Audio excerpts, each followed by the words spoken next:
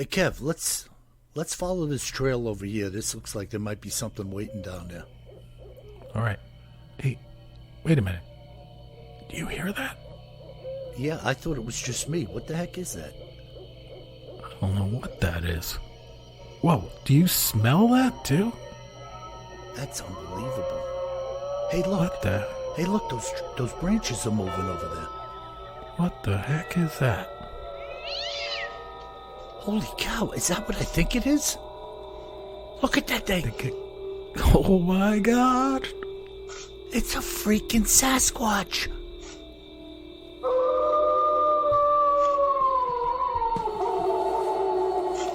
Welcome to the Bigfoot Terror in the Woods Sightings and Encounters podcast. I'm your host, W.J. Sheehan. Hello, everybody. Thank you once again for joining my brother and I for what is going to be a great podcast. My name is W.J. Sheehan, author of the series Bigfoot Terror in the Woods Sightings and Encounters. 9 volumes to date, all available in paperback and ebook at Amazon. So please grab a copy. And by the way, my latest book is out, UFO Sightings and Encounters Volume 1 by W.J. Sheehan. So please go out and get a copy. You will not be disappointed. And by the way, when you go on Amazon looking for that, type it in the way I said it. UFO Sightings and Encounters Volume 1 W.J. Sheehan. And, of course, Audible volumes of 8 of the Bigfoot books are available at Audible, iTunes, and Amazon as well. So please partake of them. And now, my brother and co-host, KJ Sheehan. Kev, how are you? I'm doing all right. How about you, Bill? Okay, we're in the rain today, and we're on the edge of some type of winter storm cruising over Connecticut and Jersey and wherever else it's cruising. I think we're going to get the tail end of it later a little bit. That storm came from down here, and in fact, it's still down here. We're not getting any snow or anything, but we had the wildest thunderstorms last night, and we still have super high winds, and it's about 40 degrees and raining. Great. Yeah, perfect day. A good day to get the creep on. And we like the creep. Oh, my goodness. Yeah, so let's dig into it, brother. What do we got in our cryptids in the news and other oddities segment today? Well, let's hope it's a good day for pronunciation, too, because I picked a hard one today. Okay. This cryptid creature is known as Mokele-MBembe. Nice. Yeah. So have you heard of this beast? I have not, and hopefully I won't run into it. Yeah, so it's been around for quite some time, but it's not in your neighborhood. It's over in the Congo River Basin in Africa. Okay. And if you translate Mokele-MBembe, it translates into one who stops the flow of rivers. Wow, that's interesting. I do remember we had that one strange creature with the stomach, the mouth in the stomach. Oh, yeah, that was in Brazil. That was in Brazil. I forget what he was called, but that guy's all over the place. You know, as long as he's not on Long Island, I'm not concerned. I mean, the stories of him are all over the place. I don't think he's in your backyard, but you may not want to look out. Yeah. He was sighted eating striped bass at Shinnecock Inlet. But this beast is a quadrupedal herbivore with smooth skin and a long neck, and some people describe it as having a large single tooth or tusk, or it might be a horn. Huh. So if that description doesn't do it for you, think about like a brontosaurus from the dinosaur days. And I learned when I was researching this, Bill, you and I grew up learning it as a brontosaurus, but it's now called an apatosaurus. And the logic goes that an apatosaurus came first. So go figure. For you and I, the Brontosaurus came first, but apparently in history, the Apatosaurus came first. So they say. Yeah, exactly. And if you don't know out there, folks, what a Brontosaurus looks like or what an Apatosaurus looks like, think about a much larger version of Dino from the Flintstones. Yeah, much larger.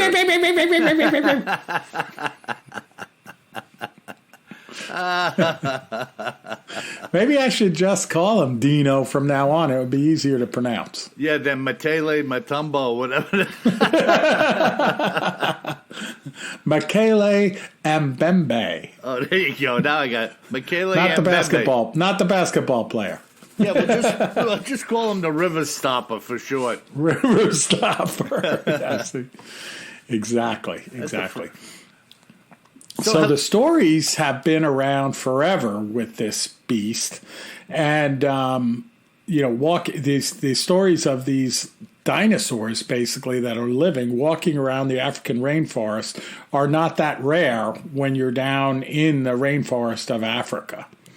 So there's been lots of different tales of these large, smooth-skinned quadrupeds with a very long neck.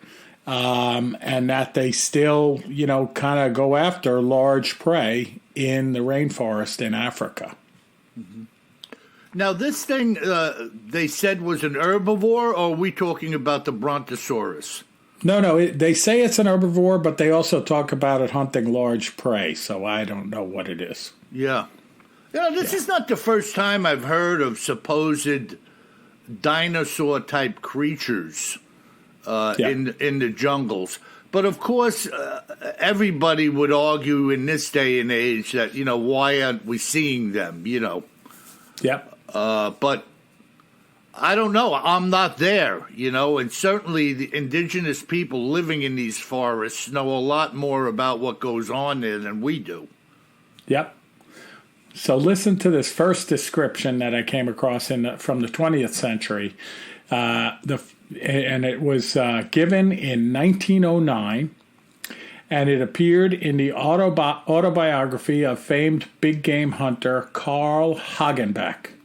And he claimed to have heard from two independent sources about a creature living in Rhodesia, or what's now known as modern-day Zimbabwe, and when it was described to them by natives as half elephant and half dragon.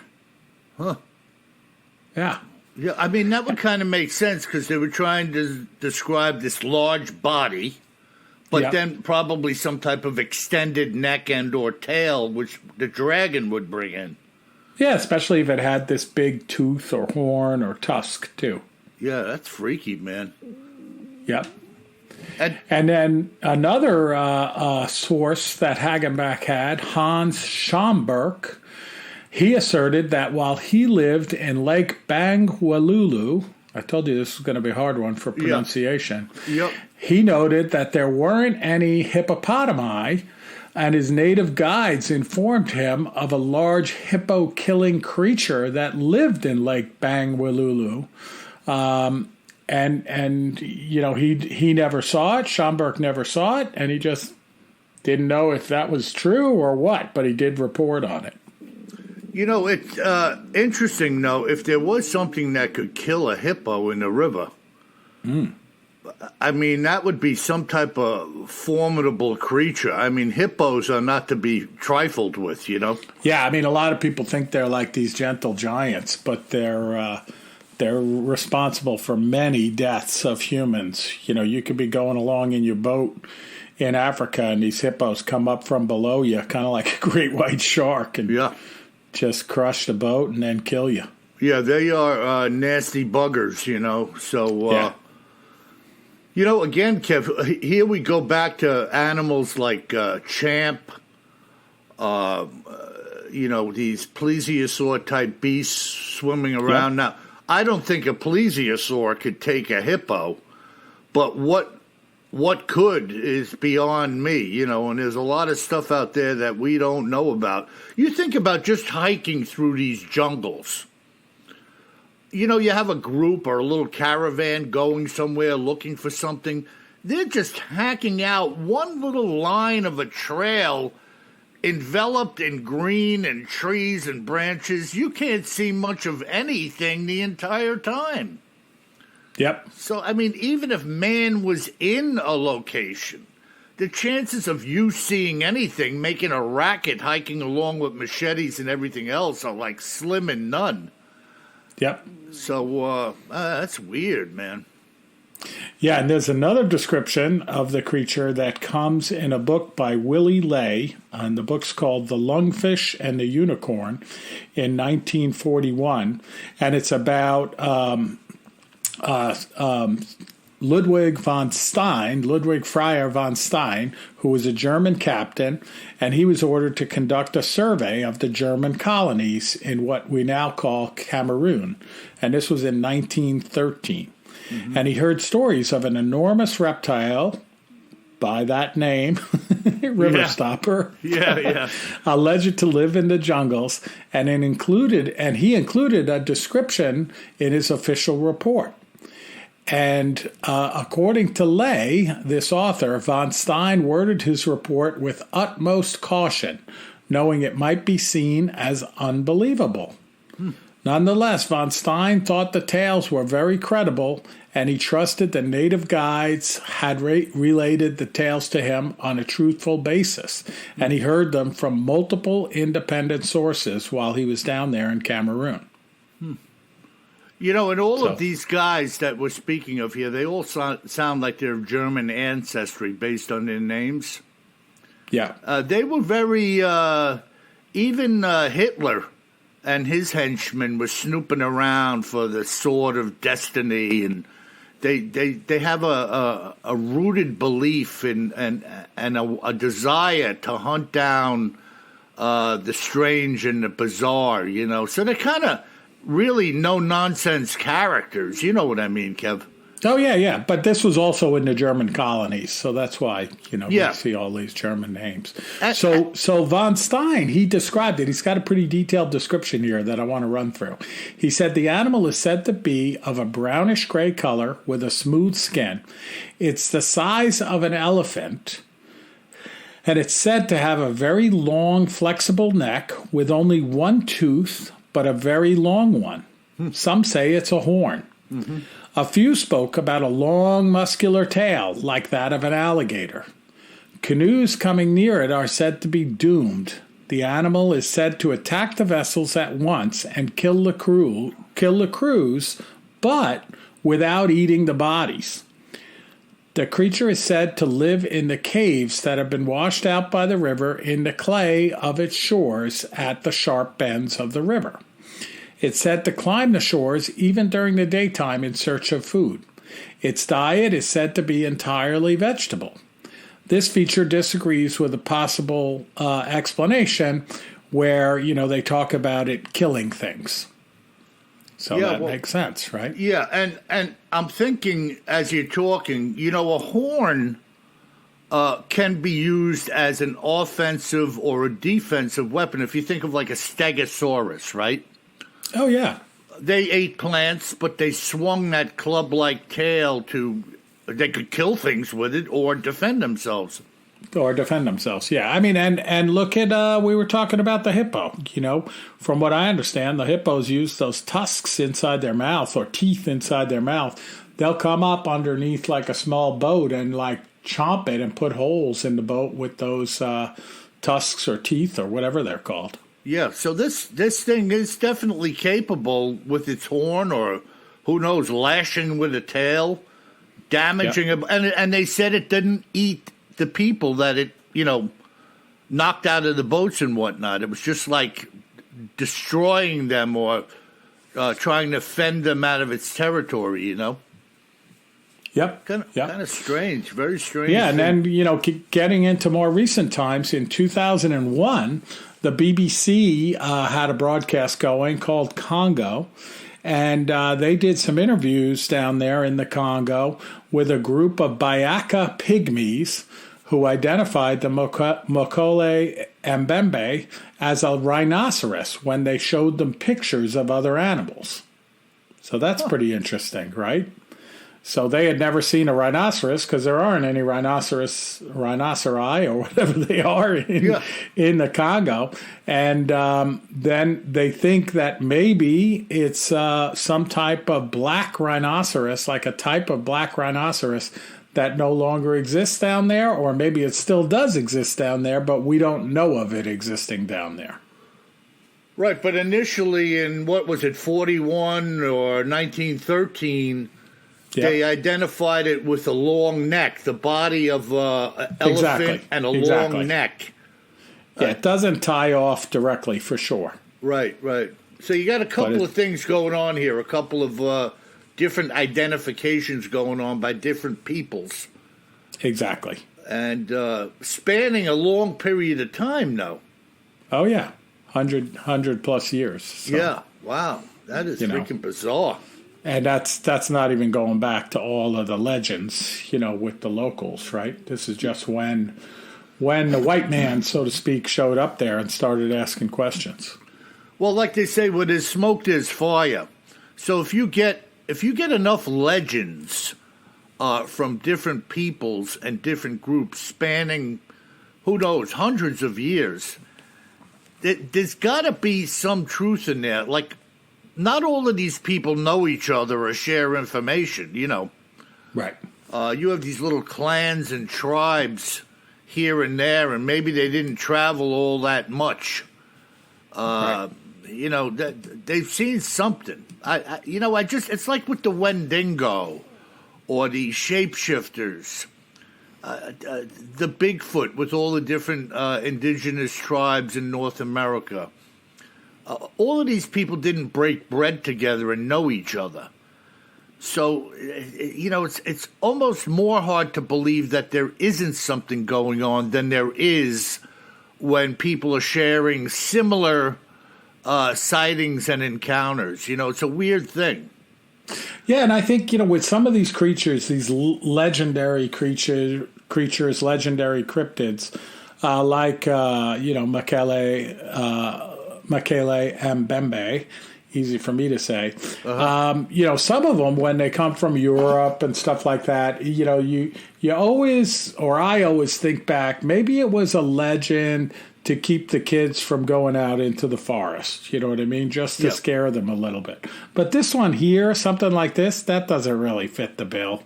Even if you were living in the Congo, I don't think you'd talk about this giant dinosaur herbivore to scare kids, for example. It seems like there's something else there. Yeah, and when we talk about scaring kids in the jungle, I think it's enough just training them about the poisonous snakes, jaguars, whatever else was really there. If these things, the ridiculous insects that are there, right? Yeah, you don't spiders. Have to make up legends. Yeah, there's enough stuff to kill you there without trying to scare you about anything else. Yeah. Hey, don't go out at night, or that boa constrictor's going to drag you away again. Yeah, man, that's nasty business in the jungle, man. Oh, man, I can't imagine. Yeah, well, I can't imagine. So, Bill, that is the Mokele-MBembe. Wow, that is a crazy cryptoid account. Exactly. We had to dig in the Congo River Basin to find him. Yeah. Well, I won't be going there anytime soon, so... yeah, me neither. Folks out there, if you're planning to go to the Congo River Basin, please let us know what you encounter when you're down there. Yeah, or if you've been there recently and you've seen the Mokele-MBembe, definitely send us a couple of photos and video, even if it's shaky. Yeah. Unbelievable. Now, I got something here that's really... well, we'll talk about this when we're done, because I think this was the first one that I had put to paper relative to sighting Bigfoot fighting. Oh. And, yeah, you're going to, when I'm done here, this is going to open up a little can of worms for discussion with some other things we've talked about, and you'll see why. So this is a sighting that was recounted to me by Marilyn Sorensen, a resident of Montana. And here are the details of Marilyn's testimony. In case you've never been in my home state, Bill, you should know that there are a ridiculous amount of gorgeous hiking venues. In the past 17 years or so, I've been on more than a few of them. It's very fine country, and I belong to an informal group or club of hikers. We have no name. We're simply people of like mind and spirit who enjoy hiking and taking in all that nature has to offer. It was a Thursday morning in early September when I and two other ladies began the hike to Strawberry Lake. Now, just to give you a heads up about this area, the Strawberry Lake Trail number 5 is about a 6-mile hike in and out, ending near the Jewel Basin at Strawberry Lake. From there, you can then pick up on Alpine Trail number 7 if you are an ambitious enough hiker who wants to extend your journey. So far as trails go, it's not a very long hike, and it's a multi-use trail, which means you can run into people on horseback or even mountain bikes.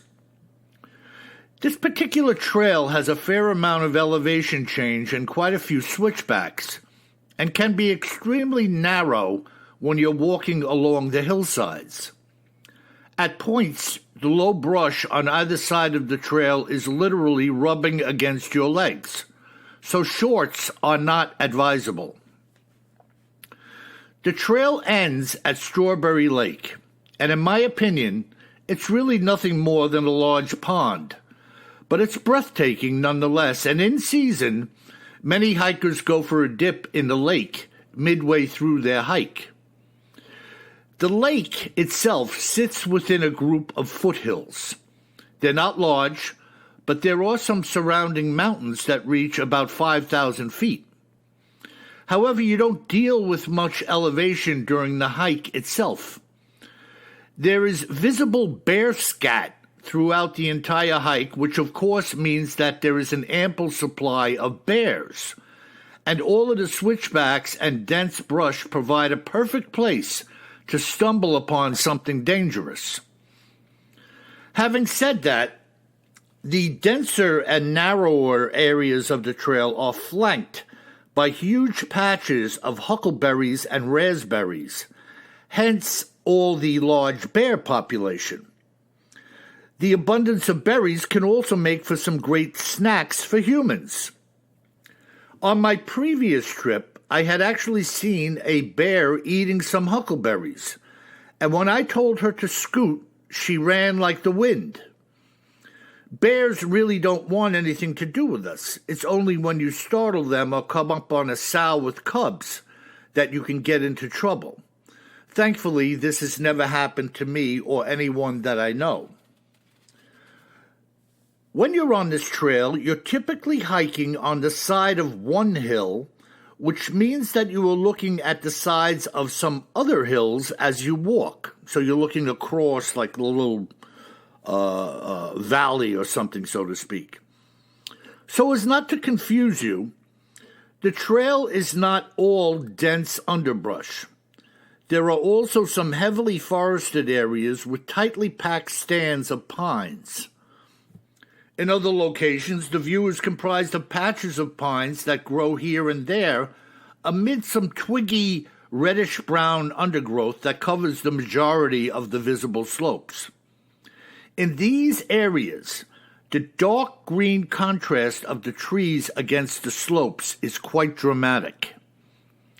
In many spots on the trail, you walk into grand open vistas comprised of large sloping grassy hillsides descending to the bottom of a valley. There are wildflowers, and in my opinion, this is some of the most scenic country in the world. So we made it up to Strawberry Lake in a couple of hours, which included numerous stops to take in the views and get our fill of berries. One spot next to the lake is hard-packed dirt and some pea gravel mixed in. And although I would not call it a beach, we sat and rested there for about half an hour before we started heading back. At about the midway point of our return trek, an adjoining hill or mountainside came into view. And you could see it in your peripheral vision for quite a while as you're walking along. As I mentioned before, this area is comprised of patches of dark green pines amidst this reddish-brown undergrowth. And unless something was walking within the patches of trees themselves, it would stand out like a sore thumb against the lighter-colored undergrowth. Moments after we had rounded this bend that opens into the view I just described, my girlfriend pointed and said, "Hey, you guys, look at that." About midway up the slope of the opposite hill, we could clearly see 3 creatures. At first glance, I thought they were bears, but within seconds I could tell that one was sitting and the other 2 were standing on 2 legs. They were very darkly colored, much darker than anything else in the landscape. Even though we were very far away from them, we all crouched down and kept still on the trail to remain unseen. We were sharing a small pair of Zeiss binoculars, but at this distance they were of very little help. The binoculars being so small that they could fit in the palm of your hand. So we mostly had to rely on our naked eyes. As we watched them, we could see the 2 smaller ones wrestling. They would stand opposite each other before running towards each other to grapple. We could clearly see their arms extended towards each other, and they kept doing this, breaking and grappling over and over again. Every so often, they would take a break and go over to the larger one for a few minutes that was sitting. We all said that these had to be Bigfoot. These were 2 youths playing while their father or mother watched them. What else could it be? A father and 2 children dressed in gorilla suits in the middle of nowhere? No. That would be ridiculous. For the better part of an hour, we stayed and watched them before they got up and walked out of our field of view. When they started walking, we could finally see the larger one in all of its glory. It was at least 3 times larger than the 2 smaller ones. It was like the difference between an adult elk and a newborn calf in size. We just couldn't see any other details other than its very long arm length and a distinct swing that matched the very methodical and steady stride of its walk. It was clear that the bigger one took very long steps, pausing at times to allow the little ones to catch up, just as we would when walking with a small child. Remarkable it was to have the privilege to see this. I have personally seen well over 50 bears in my life, as well as innumerable elk, herds of bison, groups of wild horses. I've even come fairly close to a mountain lion, but this sighting really took the cake. It wasn't only seeing the Bigfoot that was exciting. We got to observe, apparently, some natural behavior. They were obviously a family, out for a stroll and partaking in some playtime. You know, I didn't bother asking Marilyn for any additional details during this interview, but it was obvious that the distance was too great for her to really see anything more, especially concerning like facial details and whatnot. So that's the account, Kev. Pretty incredible, huh? Very cool. Now, you said, did you say in the beginning that was in Eastern Washington? No, Montana. Oh, maybe it's close there, because I remember a Strawberry Lake when I lived in Eastern Washington. Well, I can't answer to that. Perhaps yeah, it was very small, and that's what she said too. Like she said, it was almost a pond, right? Yeah, so it's been a long time since I put this on paper. It may be that she was just saying she was from Montana, which had a lot of trails, and she was a member of a hiking club. I could be mixed up too. But eastern Washington, northern Idaho, and western Montana, they're all very close together there.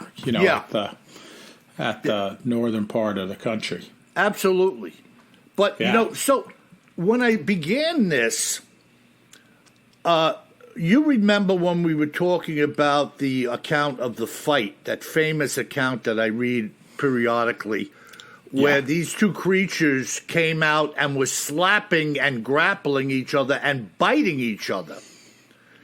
And it was a lot more violent than this, right?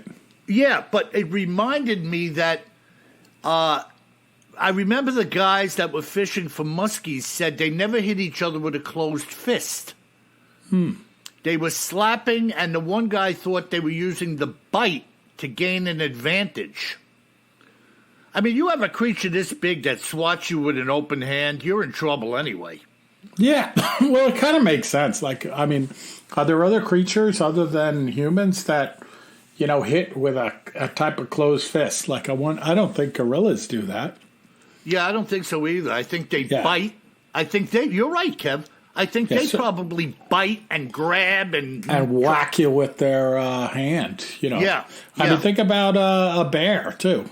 Of course they have claws, but they whack at their prey and then try to bite it. Right, biting and swatting. Right. So this was no doubt about it.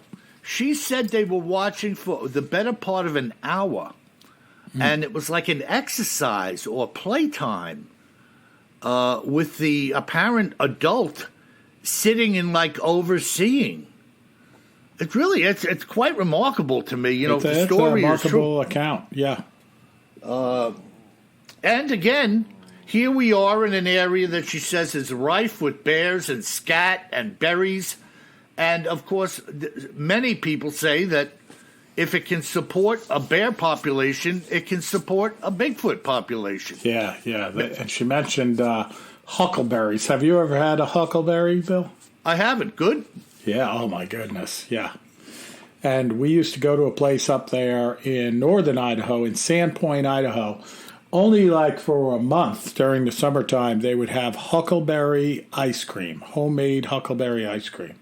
Wow. And it was really good. Wow. And I have seen the bears out there in northern Idaho.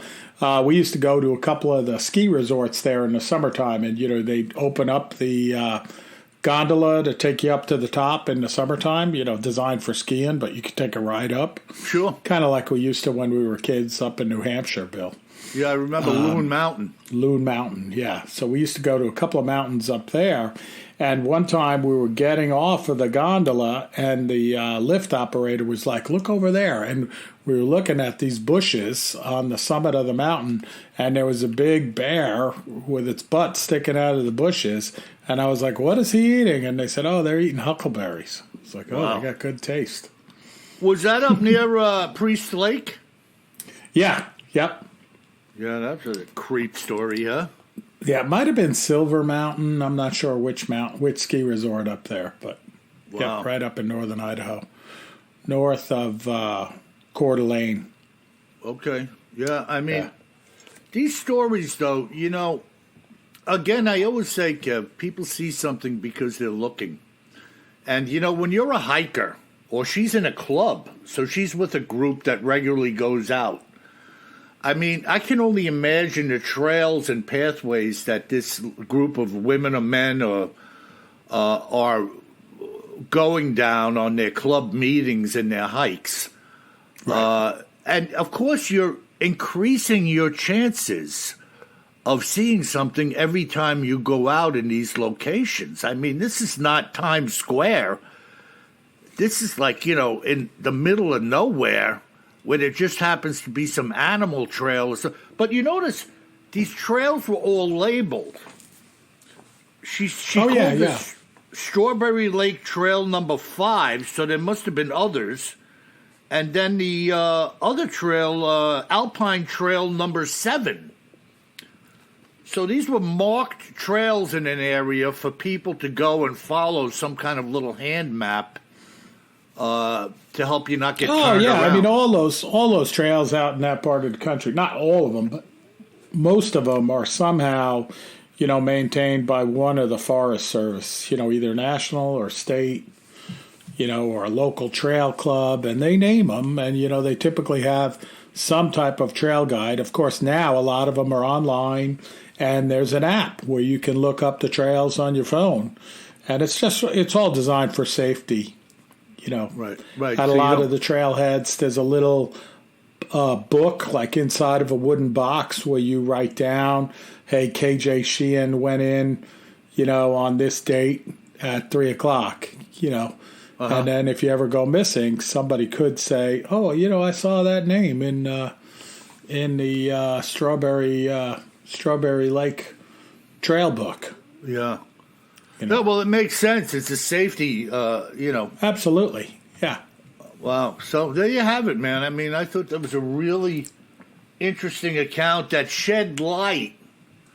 Repetition. When you hear of repetition in habits and behavior from different people in different parts of the country, they're describing things that, look, I didn't see it in Idaho, but I saw it in Washington, or I was in Northern California and you were in Oregon, and we both saw the same type of thing. So that creature, to me, didn't come from Northern California and go up to the, the eastern expanse of Oregon. I don't believe. It was another creature doing a similar thing. I agree with you. I mean, I love these accounts in that part of the country. One, because I lived out there and did a lot of hiking and camping out there, and there's just so much wildlife, and not just wildlife, but big-ass wildlife, Yeah. Grizzlies, cougars, you name it. They're there. Yeah, well, I showed you that picture of one of our listeners who sent me that photograph of that cinnamon bear that he took down with a bow. Yeah. You remember that a while ago? He forwarded me the picture. Yeah. And that bugger had to weigh, I don't know, 400, 500 pounds. Yeah. And he's bow hunting, Oh, yeah. Well, he's brave, hitting those grizzlies. Yeah, I give credit to these guys because, I don't know, man, if you miss or this thing gets PO'd at you, you better have something more, like I say, than a bow. Well, that's the old joke. I probably shared it on this podcast, but out there they would say, how can you tell grizzly scat from black bear scat when you come across it? I have no idea. The grizzly scat is full of bear bells, which are the bells hikers put on their feet to make noise to scare the bears away. Yeah, that's the difference. Wow. Like, I hear food. Oh. Yeah. Thanks for letting me know you were there. Oh, very convenient. A dinner bell. Come on, kids. Unbelievable. Wow, man. Well, I told you it's always repetition. I told you what Gary Anderson had told me. I think it was his father-in-law. He got attacked by a grizzly. I think it was in Washington. He got one round off. I think 2 rounds, and the thing still mauled him. And the relative, I don't know if it was the nephew, whoever, got the 3rd round off on it. And this guy was in the hospital for a month. And they had called Gary in at one point because they thought he wasn't going to make it. Yeah. But he pulled through. But, and there's stories. I mean, folks can Google them. I know when I lived out there where, once in a while there would be a death of a hiker, that would be reported from a grizzly. And I remember at least once, probably twice while I lived there, that they would find someone dead with like a, 9mm handgun next to them with an empty magazine. Wow. So they didn't have enough gun. Yeah. And I'm not being critical, by the way, or couldn't hit it in a fatal way before it hit them in a fatal way. Yeah, see. And this is why I like the shotgun, Kev. Because if you've got a pump action 12 gauge and you're ratcheting off at the face and head of something charging you, you're pretty much going to chew them up or blind them or both or anything else you can imagine of, and that's going to stop them. And that's why I like the AR-15 with 40-shot magazine of 5.56. Yeah. Yeah. Because if nothing else, I will get off 40 shots. Just keep squeezing the trigger. Those are big bullets. Yeah, very nice. Very nice. So that's it, bro. I mean, here we are into our listener mail. Dun, dun, dun. All right, we got a few cool letters this week, Bill. The first one is from Mike. And Mike says, "Hi, guys. I came across this story today on YouTube and thought, wow, this is right up Kevin's alley for something for the show. Check out the YouTube channel called Shrouded Hand and look for the story called The Sundown Clown Incident." Wow. And all I could say, Mike, is you had me at clown. He says, "This has all the creep that Kevin so loves, so check it out. And remember, always carry more gun than you think you're going to need." It sounds like we're going to look into this, Kevin. Hey, I mean, you know anything about the Sundown Clown Incident? Yeah, no, I've never heard of it, but I don't know what it is about clowns that get people creeped out. You don't know what it is. They're creepy. Yeah. Remember, of course, the first thing that comes to my mind is Gacy. You remember Gacy, the serial killer? Oh, yeah. I mean, he was playing the clown. Oh, yeah. And then he had all of those bodies buried under his house and everything, when they finally caught up to him. Yeah, nice. But the creep. Nice. And then, what was it? Stephen King had that novel they made the movie out of. Oh, yeah. It. With the clown with fang teeth. Oh, yeah. He's gentle, though. Yeah. But awesome, Mike. Thank you for the tip. I might look at that right away after this podcast. So stay tuned. And speaking of creep, we got a letter from Mary Beth in Oklahoma. Okay. And she says, "Hi, fellas. Hope you're both doing well. Even the other guy, whichever one he is. Love the podcast about the black-eyed children and the haunted dam too. Can't live without getting the creep on with you guys.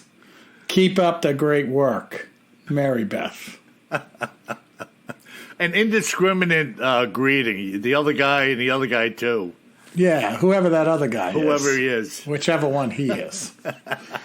But yeah, I got to find a little more info on the black-eyed children because I just love those creatures. Oh, my goodness. "Hello, sir. Can I borrow your telephone?" "Nothing to worry about. I just want to come in and use your phone." Kim, some people comment, let's get back to the Bigfoot account. But, according to the audience and the listener mail and ourselves, people are interested in a variety of different things. No doubt about it. Yeah, and it's fun. We cover both in the podcast. Yeah, of course. Even in the same podcast. Yeah. It's rare that I do something creepy and you do something creepy that's not a hairy man encounter. Yeah. So hang in there and get the creep on. I don't have a lot of anything except hairy man accounts and UFO encounters. Right. So that would be a rare oddity indeed. And hairy men in UFOs. Let's be clear. Yeah, at the controls. Exactly. Like, what was the guy in Star Wars? Chewbacca? What? Chewbacca. Chewbacca. Yeah. You know, my coworkers laugh when I tell them I've only seen the first Star Wars movie. And you know who you saw that with? Were you there? You took me. Oh, okay. I went with you and a couple of your friends at the Fox Theater up in Setauket. Yes. Yeah, when it first came out, that was like a big deal. That was the first time I ever went to like the big movie theater. Really? Other than what Mom and Dad took me to my first movie. Wow. You remember that? What they took me to? I'd have to say it was probably like Chitty Chitty Bang Bang or something. That was the second movie. Really? Good guess. The Russians are coming. No, this is hysterical, by the way. Go ahead. Blue Water, White Death. Wow. Which is you can look it up, folks. It's a documentary about great white shark attacks. That was a movie. It was unrated because it was so violent, and my parents took me there when I was like 5 years old. Yeah. To the drive-in, right, Bill? The Smith Haven drive-in up there. Yeah. Yep. To see Blue Water, White Death. It's a miracle that I love swimming in the ocean. Wow, you know, I forgot about that. Blue Water, White Death. And that was way before Jaws. Oh, way before. Yeah. And it was real. Like, it was oh, my God. Yeah, that was a real documentary, early film footage. Like, we have so much of it now with, like, Shark Week on Discovery Channel. Oh, yeah. But I used to tease my kids when they were little that, oh, come on, toughen up. The first movie Mom and Dad took me to was Blue Water, White Death. And I ended up Googling it and showing it to them on YouTube. Uh-huh. And they were like, yeah, I always thought, especially Grandma, was a little crazy. All right, our last letter, and this one refers to a recent podcast. It might even be the last one that we published. I didn't go back and look. But it's from, get this, Bill, Tabitha from Massachusetts. And you remember who Tabitha was, right? Oh, I do. Yeah. And she says, how about some more witch stories? Hey, KJ, maybe I am the one that brought you back to my room. You should not have run away. Sleep tight. All I could say is, Tabitha, I hope you're kidding around. And if you're not, I'm sorry, not sorry that I ran away. Kev, I was telling somebody about that last night at work. You going into that dorm room and seeing the pentagram with candles melted on the floor. Yeah. And I said to my coworker, I said, that individual obviously had an agenda, because you don't take somebody in and expose them to that unless you want them to see it. You know it's there. So who knows? Might have turned me into a frog, Bill. I'm just saying, Kev. You know what I'm. Believe me, that's why I ran out of there. She was beautiful. I was like, I'm gone. Yeah. See ya. I just realized I left my car running. Exactly. I left my car running. I have to feed my kitten something. Yeah. I got to go. Yeah, but I'm not trying to hurt your feelings. Yeah, I think I dropped my wallet. Exactly. It'll probably take me. Well, that's it, Bill. This week, good podcast, some great mail, and a new cryptid for all of us to think about from the Congo. And folks, I just want to take a minute to thank you for all of those 5-star reviews. If you haven't left us a 5-star review lately, please do so right now. And if you want to leave us a little written 5-star review, that's a bonus. And these 5-star reviews are virtually the only means that we have to attract new listeners to our podcast. And by getting new listeners, we're able to continually improve the quality of the podcast. So please leave us a 5-star review today. Yeah, that's excellent, Kev. And remember, folks, if you should find yourself walking down the Strawberry Trail number 5, and you run across a couple of Bigfoot or some piles of bear scat, you better remember just one thing. Always carry more gun than you think you're going to need. Sleep tight.